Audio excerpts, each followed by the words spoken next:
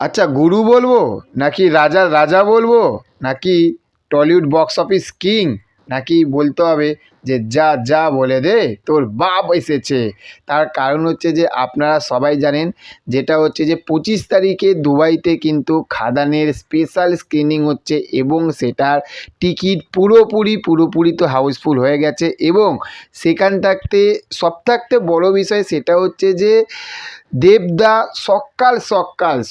সকালই কিন্তু একটা খুশির আপডেট, মন ভালো করা আপডেট দিয়ে দিয়েছিল। এবং এই ছবিটা দেখে বা এই দৃশ্যটা দেখে আমার মনে পড়ে গেল বন্দে ভারতের যে সময় মালদা যে ইভেন্টটা হয়েছিল, বেঙ্গল ট্যুর যে ইভেন্টটা হয়েছিল, যেখানে দেবদা গিয়েছিল বন্দে ভারতে করে, সেই ভোরবেলায় সেই যে দৃশ্যটা কথা মনে পড়ে গেল। তার কারণ হচ্ছে দেবদার ফেসবুক পেজ থেকে একসঙ্গে, যেখানে পরিচালক সুজিত দত্ত, দেবদা রয়েছে এবং পাশে যতটা সম্ভব মনে হয় ওটা সায়ন্তনদা রয়েছে এবং তারা দুবাইতে যাচ্ছে। এবং ভেবে দেখুন যে এবার দুবাইবাসী এবার একটাই গান গাইবে, যে কি রাজার রাজা এলো, রাজার রাজা এলো, রাজার রাজা, তাই না? এবং দুবাইবাসী আর একটা গান গাইবে, যে যা যা বলে দে আমাদের দুবাইতে টলিউডের বাপ এসেছে, তাই তো?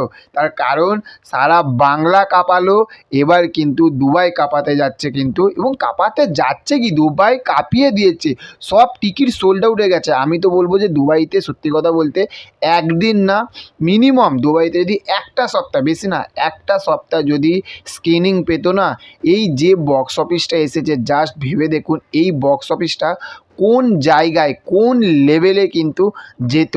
এবং খাদান সত্যি কথা বলতে মানুষের মনের ভিতরে যে রেসটা যেটা ঢুকিয়ে দিল, সেই রেস কিন্তু কাটছে না। এবং ফাইনালি কিন্তু দেবদা দুবাইতে যাচ্ছে এবং যথাসম্ভব আজকে বেরিয়ে যাবে।